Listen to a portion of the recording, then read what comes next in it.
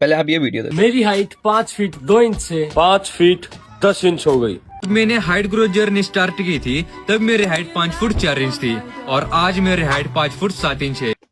Now medical science के according 1% chances भी नहीं है कि 21 एज के बाद आपकी हाइट इंक्रीज हो सके। ये मैं नहीं कह रहा हूँ, ये साइंस कह रहा है।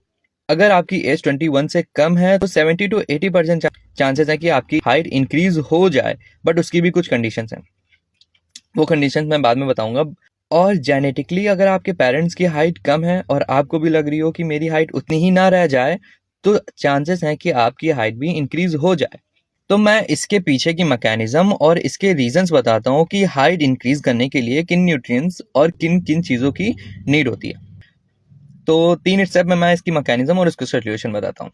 First, brain. सारी मैकेनिज्म स्टार्टी ब्रेन से होती है। Boss of brain hypothalamus signal करता है पिट्यूटरी ग्लैंड को और pituitary gland growth hormone release करता है। स्टेप 2, ग्रोथ हार्मोन ब्लड में सर्कुलेट होता है और ब्लड के थ्रू ही मसल्स, बोन और लिवर में जाता है।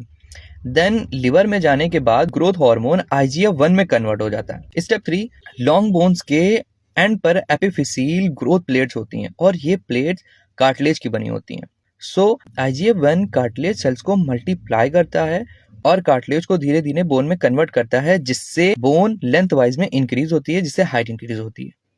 वेरी इंपॉर्टेंट थिंग, जिसके बिना ग्रोथ पॉसिबल ही नहीं है। एपिफिसील प्लेट की ग्रोथ के लिए उसको चाहिए न्यूट्रिएंट्स।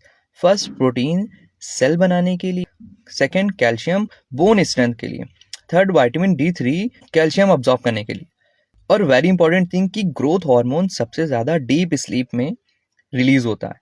तो जितनी ज्यादा नींद आप लोगे उतना ज्यादा ग्रोथ हार्मोन रिलीज होगा, उतना ज्यादा IGF-1 में कन्वर्ट होगा, कार्टिलेज सेल मल्टीप्लाई होंगी, हाइट इंक्रीज होगी। सो अगर ये वीडियो वैल्यूएबल लगी हो तो इसको शेयर, कमेंट्स और अपने दोस्तों के साथ शेयर करो जिनको इसकी जरूरत है।